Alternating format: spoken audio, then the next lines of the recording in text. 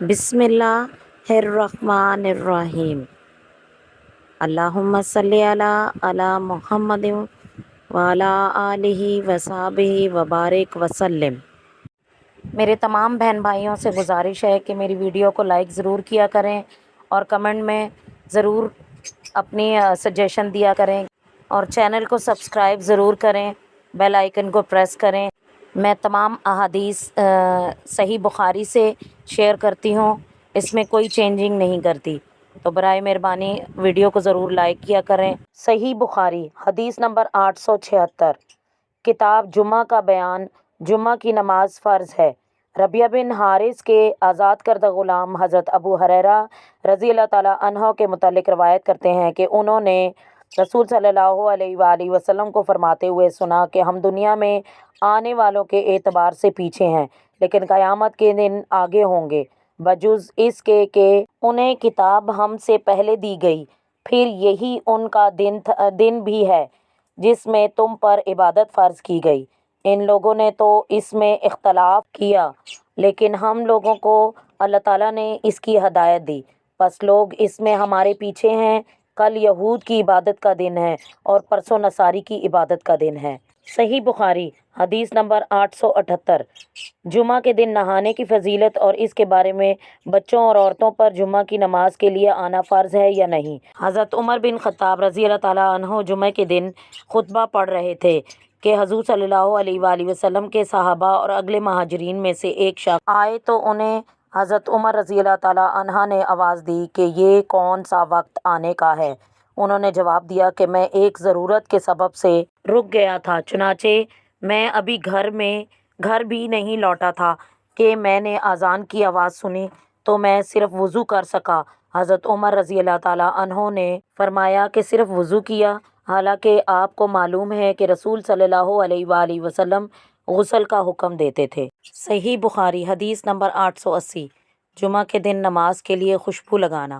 عمرو بن سلیم انصاری نے کہا کہ میں ابو سعید خدری پر گواہی دیتا ہوں کہ انہوں نے کہا کہ میں رسول اللہ صلی اللہ علیہ وآلہ وسلم پر گواہی دیتا ہوں کہ آپ صلی اللہ علیہ وآلہ وسلم نے فرمایا کہ جمعہ کے دن ہر بالغ پر غسل کرنا واجب ہے، اور یہ کہ مسواک کرے اور میسر ہونے پر خوشبو لگائے۔ عمرو بن سلیم نے بیان کیا کہ غسل کے متعلق میں گواہی دیتا ہوں کہ یہ واجب ہے، لیکن مسواک کرنا اور خوشبو لگانا تو اس کے متعلق اللہ تعالیٰ زیادہ جانتا ہے کہ واجب ہے یا نہیں، مگر حدیث میں اسی طرح ہے۔ صحیح بخاری حدیث نمبر 881، جمعہ کی نماز کو جانے کی فضیلت۔ حضرت ابو ہریرہ رضی اللہ تعالیٰ عنہ سے روایت کرتے ہیں کہ رسول اللہ صلی اللہ علیہ وآلہ وسلم نے فرمایا کہ جس نے جمعہ کے دن غسل جنابت کیا پھر نماز کے لیے چلا گیا تو گویا اس نے ایک اونٹ کی قربانی کی، اور جو شخص دوسری گھڑی میں چلا تو گویا اس نے ایک گائے کی قربانی کی، اور تیسری گھڑی میں چلا تو گویا ایک سینگ والا دمبا قربان کیا، اور جو چوتھی گھڑی میں چلا تو اس نے گویا ایک مرغی قربانی کی، اور جو پانچویں گھڑی میں چلا تو گویا اس نے ایک انڈا اللہ کی راہ میں دیا۔ پھر جب امام خطبہ کے لیے نکل جاتا ہے تو فرشتے ذکر سننے کے لیے حاضر ہو جاتے ہیں۔ صحیح بخاری کتاب جمعہ کا بیان حدیث نمبر 882، ابو ہریرہ رضی اللہ تعالیٰ عنہ روایت کرتے ہیں کہ حضرت عمر بن خطاب رضی اللہ تعالیٰ عنہ ایک بار جمعہ کے دن خطبہ پڑھ رہے تھے کہ اسی اثناء میں ایک شخص آیا تو حضرت عمر بن خطاب رضی اللہ تعالیٰ عنہ نے کہا کہ تم نماز سے کیوں رک جاتے ہو؟ اس شخص نے کہا کہ اذان کی آواز سنتے ہی میں نے وضو کیا اور چلا آیا۔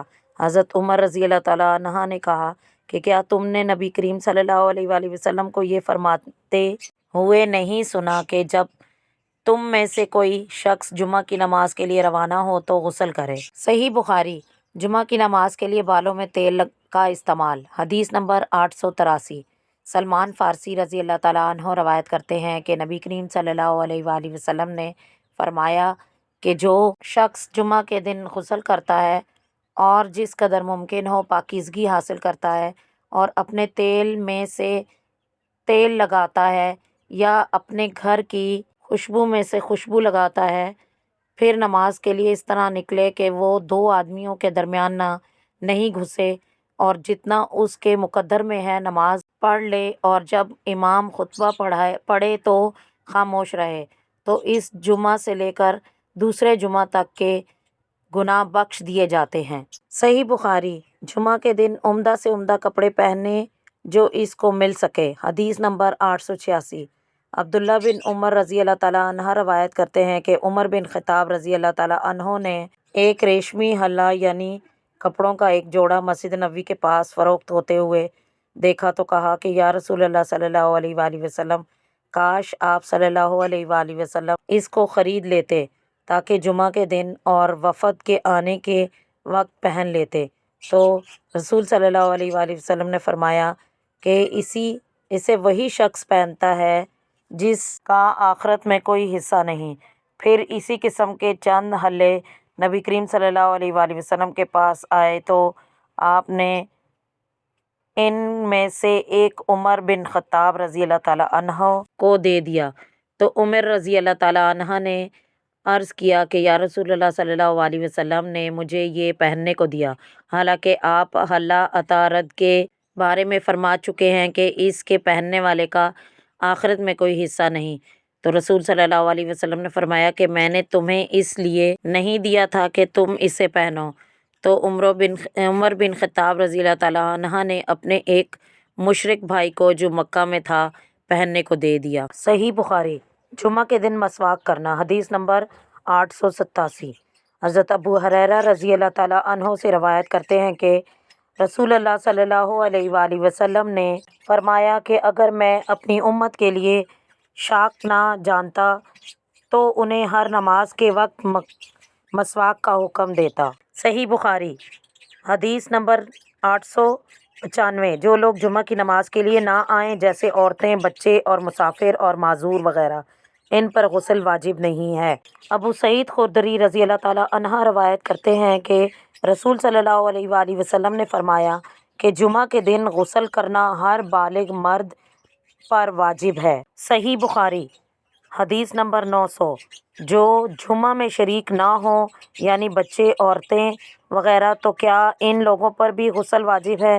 ابن عمر رضی اللہ تعالیٰ عنہ نے کہا کہ غسل انہی پر واجب ہے جن پر جمعہ واجب ہے۔ ابن عمر رضی اللہ تعالیٰ عنہ سے روایت کرتے ہیں کہ حضرت عمر رضی اللہ تعالیٰ عنہ کی ایک عورت فجر اور عشاء کی نماز کے لیے مسجد میں جماعت میں شریک ہوتی تھی، تو اس سے کہا گیا کہ تم کیوں باہر نکلتی ہو، جبکہ تمہیں معلوم ہے کہ عمر رضی اللہ تعالیٰ اس کو برا سمجھتے ہیں اور انہیں اس پر غیرت دلائی جاتی ہے۔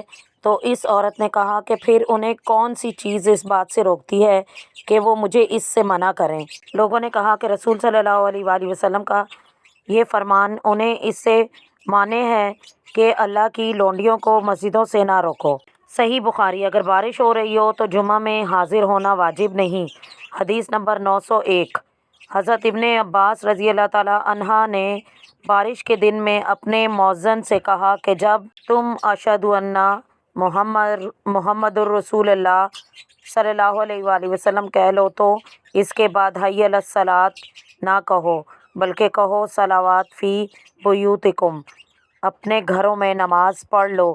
لوگوں کو اس بات پر تعجب ہوا تو انہوں نے کہا کہ یہ اس شخص نے کیا جو مجھ سے بہتر ہے، اور نماز جمعہ اگرچہ فرض ہے لیکن مجھے یہ پسند نہیں کہ تمہیں نکالوں تاکہ تم کیچڑ اور مٹی میں چلو۔ صحیح بخاری، جمعہ کے لیے کتنی دور والوں کو آنا چاہیے اور کن لوگوں پر جمعہ واجب ہے؟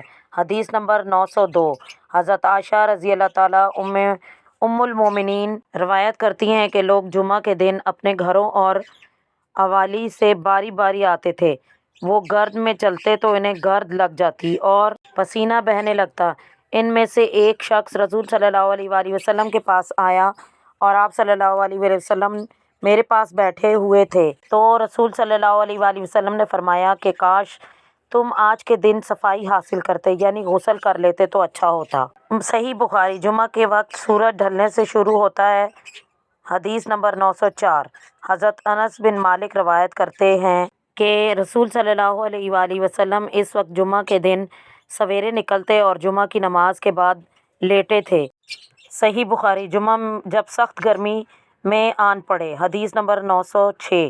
حضرت انس بن مالک رضی اللہ تعالیٰ عنہ فرماتے ہیں کہ جب سردی بہت زیادہ ہوتی تو رسول صلی اللہ علیہ وآلہ وسلم نماز سویرے پڑھتے، اور جب گرمی بہت زیادہ ہوتی تو نماز یعنی جمعہ کی نماز ٹھنڈے وقت میں پڑھتے تھے۔ اور یونس بن بکیر کا بیان ہے کہ ابو خلدہ نے ہم سے بالصلاۃ کا لفظ بیان کیا اور جمعہ کا لفظ نہیں بیان کیا، اور بشر بن ثابت نے کہا کہ ہم سے ابو خلدہ نے بیان کیا کہ ہمیں امیر نے جمعہ کی نماز پڑھائی۔ پھر انس رضی اللہ تعالیٰ عنہ سے پوچھا کہ رسول صلی اللہ علیہ وآلہ وسلم ظہر کی نماز کس طرح پڑھتے تھے۔ صحیح بخاری، جمعہ کی نماز کے لیے چلنے کا بیان۔ حدیث نمبر 907۔ ابیہ بن رافع روایت کرتے ہیں کہ میں جمعہ کی نماز کے لیے جا رہا تھا کہ مجھ سے ابو عبس ملے اور کہا کہ میں نے رسول صلی اللہ علیہ وآلہ وسلم کو فرماتے ہوئے سنا کہ جس کے دونوں پاؤں اللہ کے راستے میں غبار آلود ہوں اس کو اللہ تعالیٰ دوزخ پر حرام کر دیتا ہے۔ صحیح بخاری، جمعہ کے نماز کے لیے چلنے کا بیان۔ حدیث نمبر 908۔ حضرت ابو ہریرہ رضی اللہ تعالیٰ عنہ روایت کرتے ہیں کہ میں نے رسول صلی اللہ علیہ وآلہ وسلم کو فرماتے ہوئے سنا کہ جب نماز کی تکبیر کہی جائے تو نماز کے لیے دوڑتے ہوئے نہ جا، بلکہ آہستگی سے چلتے ہوئے، اور اطمینان تم پر لازم ہے۔ جتنی نماز پاؤ پڑھ لو، اور جو نہ ملے اس کو پورا کر لو۔ صحیح بخاری، جمعہ کے دن کسی مسلمان بھائی کو اس کی جگہ سے اٹھا کر خود وہاں نہ بیٹھے۔ حدیث نمبر 911۔ ابن عمر رضی اللہ تعالیٰ عنہ روایت کرتے ہیں کہ نبی صلی اللہ علیہ وآلہ وسلم نے فرمایا، اس بات سے کہ کوئی شخص اپنے بھائی کو اس کے بیٹھنے کی جگہ سے ہٹا کر اس کی جگہ پر بیٹھے۔ میں نے نافع سے پوچھا کہ کیا یہ جمعہ کا حکم ہے؟ تو انہوں نے جواب دیا کہ جمعہ اور غیر جمعہ دونوں کے لیے یہی حکم ہے۔ صحیح بخاری، جمعہ کے لیے ایک مؤذن مقرر کرنا۔ حدیث نمبر 913۔ صائب بن یزید روایت کرتے ہیں کہ جب اہل مدینہ کی تعداد زیادہ ہو گئی اس وقت جمعہ کے دن تیسری اذان کا اضافہ جنہوں نے کیا وہ حضرت عثمان تھے، اور نبی کریم صلی اللہ علیہ وآلہ وسلم کے عہد میں بجز اس کے کوئی مؤذن نہ ہوتا تھا، اور جمعہ کے دن اذان اس وقت ہوتی تھی جب امام ممبر پر بیٹھتا تھا۔ صحیح بخاری، جمعہ کی اذان خطبہ کے وقت دینا۔ حدیث نمبر 916۔ زہری روایت کرتے ہیں کہ میں نے صائب بن یزید رضی اللہ تعالیٰ کو کہتے ہوئے سنا کہ جمعہ کے دن پہلی اذان اس وقت ہوتی تھی جب کہ امام جمعہ کے دن ممبر پر بیٹھ جاتا تھا۔ رسول صلی اللہ علیہ وآلہ وسلم اور ابو بکر رضی اللہ تعالیٰ عنہ اور عمر رضی اللہ تعالیٰ عنہ کے زمانے تک یہی حال رہا۔ پھر جب حضرت عثمان رضی اللہ تعالیٰ عنہ کی خلافت کا زمانہ آیا اور لوگ بہت زیادہ ہو گئے تو حضرت عثمان رضی اللہ تعالیٰ عنہ نے جمعہ کے دن تیسری اذان کا حکم دیا اور زورہ پر اذان دی گئی۔ پھر یہ سلسلہ قائم رہا۔ صحیح بخاری، خطبہ ممبر پر پڑھنا۔ 917۔ کہ کچھ لوگ سہل بن سعد ساعدی کے پاس آئے، وہ اختلاف کر رہے تھے کہ ممبر کے متعلق اس کی لکڑی کس درخت کی تھی، تو ان لوگوں نے ان سے اس کے متعلق پوچھا تو انہوں نے جواب دیا کہ واللہ میں جانتا ہوں کہ ممبر کس درخت کی لکڑی کا تھا، اور واللہ میں نے پہلے ہی دن اس کو دیکھا، وہ رکھا گیا تھا، اور سب سے پہلے دن جب اس پر رسول صلی اللہ علیہ وآلہ وسلم بیٹھے، رسول صلی اللہ علیہ وآلہ وسلم نے انصار کی فلاں عورت کا نام سہل نے بیان بھی کیا کہ پاس کہلا بھیجا کہ تم اپنے بڑے لڑکے کو حکم دو کہ وہ میرے واسطے ایسی لکڑیاں بنا دے کہ جب میں لوگوں سے مخاطب ہوں تو اس پر بیٹھوں۔ چنانچہ اس عورت نے اس لڑکے کو اس کے بنانے کا حکم دیا تو غابہ کے جھکاؤ کا درخت کا بنایا، پھر اس عورت کے پاس لے کر آیا تو اس عورت نے رسول صلی اللہ علیہ وآلہ وسلم کے پاس اس کو بھیج دیا۔ آپ صلی اللہ علیہ وآلہ وسلم نے حکم دیا تو وہاں رکھا گیا۔ پھر میں نے دیکھا کہ رسول صلی اللہ علیہ وآلہ وسلم نے اس پر نماز پڑھی اور تکبیر کہی، پھر اسی پر رکوع بھی کیا، بعد ازاں الٹے پاؤں پھرے اور ممبر کی جڑ میں سجدہ کیا، پھر واپس اپنی جگہ پر گئے۔ جب فارغ ہوئے تو لوگوں کی طرف متوجہ ہو کر فرمایا کہ اے لوگو، میں نے ایسا اس لیے کیا کہ تم میری اقتداء کرو اور میری نماز سیکھ لو۔ صحیح بخاری، خطبہ میں اللہ کی حمد و ثنا کے بعد اما بعد کہنا۔ حدیث نمبر 922۔ اسماء بنت ابی بکر رضی اللہ تعالیٰ عنہ روایت کرتی ہیں کہ میں حضرت عائشہ رضی اللہ تعالیٰ عنہ کے پاس آئی اور لوگ نماز پڑھ رہے تھے، میں نے کہا لوگوں کو کیا ہو گیا ہے؟ تو انہوں نے آسمان کی طرف اپنے سر سے اشارہ کیا۔ میں نے کہا کوئی نشانی ہے؟ تو انہوں نے اپنے سر سے اشارہ کیا یعنی ہاں کہا۔ پھر کہا کہ رسول صلی اللہ علیہ وآلہ وسلم نے نماز بہت طویل پڑھی، یہاں تک کہ مجھے غشی نے لے لیا۔ میرے پہلو میں پانی کی ایک مشک تھی، اسے میں نے کھولا اور اس سے پانی لے کر اپنے سر پر ڈالنے لگی، اور رسول صلی اللہ علیہ وآلہ وسلم نماز سے فارغ ہوئے اس حال میں کہ آفتاب روشن ہو چکا تھا۔ پھر خطبہ دیا اور اللہ تعالیٰ کی حمد بیان کی جس کا وہ مستحق ہے۔ پھر اس کے بعد اما بعد فرمایا۔ انصار کی کچھ عورتوں نے شور و غل شروع کیا تو انہیں خاموش کرنے کے لیے ان کی طرف متوجہ ہوئی۔ اسما کہتی ہیں کہ میں عائشہ رضی اللہ تعالیٰ عنہ سے کہا کہ رسول صلی اللہ علیہ وآلہ وسلم نے کیا فرمایا؟ عائشہ رضی اللہ تعالیٰ عنہ نے کہا کہ آپ صلی اللہ علیہ وآلہ وسلم نے فرمایا، نہیں ہے کوئی چیز ایسی جو مجھے نہ دکھائی گئی ہو مگر میں نے اسے آج اپنی اسی جگہ پر دیکھ لیا، یہاں تک کہ جنت اور دوزخ بھی دیکھ لی، اور میری طرف وحی کی گئی کہ قبر میں تمہیں فتنہ مسیح دجال کے قریب قریب یا اس کے مثل آزمایا جائے گا۔ تمہارے پاس ایک شخص لایا جائے گا اور اس کے متعلق سوال کیا جائے گا کہ اس شخص کے متعلق کیا جانتے ہو؟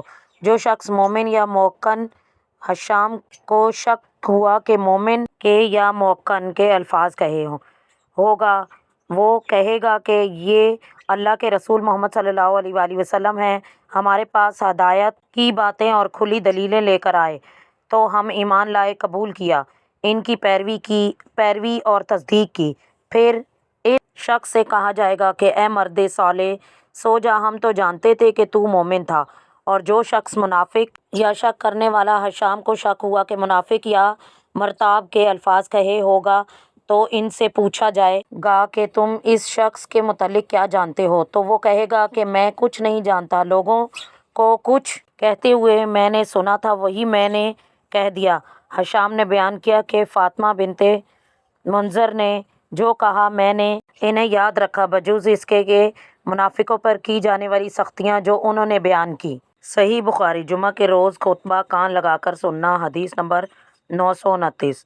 حضرت ابو ہریرہ رضی اللہ تعالیٰ عنہ روایت کرتے ہیں کہ نبی کریم صلی اللہ علیہ وآلہ وسلم نے فرمایا کہ جب جمعہ کا دن آتا ہے تو فرشتے مسجد کے دروازے پر کھڑے ہو جاتے ہیں اور سب سے پہلے اس کے بعد آنے والوں کے نام لکھتے ہیں، اور سویرے جانے والا اس شخص کی طرح ہے جو اونٹ کی قربانی کرے، پھر اس شخص کی طرح جو گائے کی قربانی کرے، اس کے بعد دمبا، پھر مرغی، پھر انڈا صدقہ کرنے والے کی طرح ہے۔ جب امام خطبہ کے لیے جاتا ہے تو وہ اپنے دفتر لپیٹ لیتے ہیں اور خطبہ کی طرف کان لگاتے ہیں۔ صحیح بخاری۔ جمعہ کے خطبہ میں بارش کے لیے دعا کرنا۔ حدیث نمبر 933۔ انس بن مالک رضی اللہ تعالیٰ عنہ روایت کرتے ہیں کہ ایک سال رسول اللہ صلی اللہ علیہ وآلہ وسلم کے عہد میں لوگ قحط میں مبتلا ہوئے۔ جمعہ کے دن میں نبی کریم صلی اللہ علیہ وآلہ وسلم کے خطبہ پڑھنے کے دوران میں ایک اعرابی کھڑا ہوا اور کہا یا رسول اللہ صلی اللہ علیہ وآلہ وسلم، مال تباہ ہو گیا، بچے بھوکے مر گئے، اس لیے آپ صلی اللہ علیہ وآلہ وسلم اللہ سے ہمارے حق میں دعا کیجیے۔ آپ صلی اللہ علیہ وآلہ وسلم نے اپنے دونوں ہاتھ اٹھائے، اس وقت آسمان پر بادل کا ایک ٹکڑا بھی نظر نہیں آتا تھا۔ قسم ہے اس ذات کی جس کے قبضے میں میری جان ہے کہ آپ صلی اللہ علیہ وآلہ وسلم نے ہاتھ اٹھائے بھی نہیں تھے کہ پہاڑوں کی طرح بادل کے بڑے بڑے ٹکڑے امڑ آئے۔ پھر آپ صلی اللہ علیہ وآلہ وسلم ممبر سے ابھی اترے بھی نہیں تھے کہ بارش ہوتی رہی، تو وہی اعرابی یا کوئی دوسرا شخص کھڑا ہوا اور کہا کہ یا رسول اللہ صلی اللہ علیہ وآلہ وسلم، مکانات گر گئے، مال ڈوب گیا، اس لیے آپ صلی اللہ علیہ وسلم ہمارے لیے اللہ سے دعا کیجیے۔ چنانچہ آپ صلی اللہ علیہ وآلہ وسلم نے اپنے دونوں ہاتھ اٹھائے اور فرمایا اے میرے اللہ، ہمارے ارد گرد برسا، ہم پر نہ، اور بدلی کے جس طرف اشارہ کرتے تھے وہ بدلی ہٹ جاتی، اور مدینہ ایک حوض کی طرح ہو گیا، اور وادی کناتا ایک مہینہ تک بہتا رہا، اور جو شخص بھی کسی علاقے سے آتا تو اس پر بارش کا حال بیان کرتا۔ صحیح بخاری۔ جمعہ کے دن خطبہ کے وقت چپ رہنا۔ حدیث نمبر 934۔ حضرت ابو ہریرہ رضی اللہ تعالیٰ عنہ سے روایت کرتے ہیں کہ رسول صلی اللہ علیہ وآلہ وسلم نے فرمایا کہ جب تو نے اپنے ساتھی سے جمعہ کے دن کہا کہ خاموش رہ اور امام خطبہ پڑھ رہا ہو تو تو نے لغو فعل کیا۔ صحیح بخاری۔ جمعہ کے دن وہ گھڑی جس میں دعا قبول ہوتی ہے۔ حدیث نمبر 935۔ ابو ہریرہ رضی اللہ تعالیٰ عنہ روایت کرتے ہیں کہ رسول صلی اللہ علیہ وآلہ وسلم نے جمعہ کے دن کا تذکرہ کیا تو آپ صلی اللہ علیہ وآلہ وسلم نے فرمایا کہ اس دن میں ایک ساتھ ایسی ہے کہ کوئی مسلمان بندہ کھڑا ہو کر نماز پڑھے اور اس ساعت میں جو چیز بھی اللہ سے مانگتا ہے اللہ تعالیٰ اسے عطا کرتا ہے، اور اپنے ہاتھوں سے اس ساعت کی کمی کی طرف اشارہ کیا۔ صحیح بخاری کہ جب جمعہ کی نماز ختم ہو جائے تو اپنے کام کاج کے لیے زمین میں پھیل جاؤ اور اللہ کے فضل، روزی، رزق یا علم کو ڈھونڈو۔ حدیث نمبر 938۔ سہل بن سعد ساعدی سے روایت کرتے ہیں کہ انہوں نے فرمایا کہ ہم میں ایک عورت تھی جو اپنے کھیت میں نہر کے کنارے چقندر بویا کرتی ہے۔ جب جمعہ کا دن آتا تو وہ چقندر کی جڑوں کو اور اسے ہانڈی میں پکاتی، پھر جو کا آٹا پیس کر اس ہانڈی میں ڈالتی تو چقندر کی جڑیں گو اس کی بوٹیاں ہو جاتی، اور ہم جمعہ کی نماز سے فارغ ہوتے تو اس کے پاس جا کر اسے سلام کرتے، وہ کھانا ہمارے پاس لا کر رکھ دیتی اور ہم اسے چاٹتے تھے، اور ہم لوگوں کو اس کھانے کے سبب سے جمعہ کے دن کی تمنا ہوتی تھی۔ صحیح بخاری۔ جمعہ کی نماز کے بعد سونا۔ حدیث نمبر 940۔ حمید روایت کرتے ہیں کہ میں نے انس کو کہتے ہوئے سنا کہ ہم جمعہ کے دن سویرے جاتے تھے، پھر بعد نماز جمعہ لیٹتے تھے۔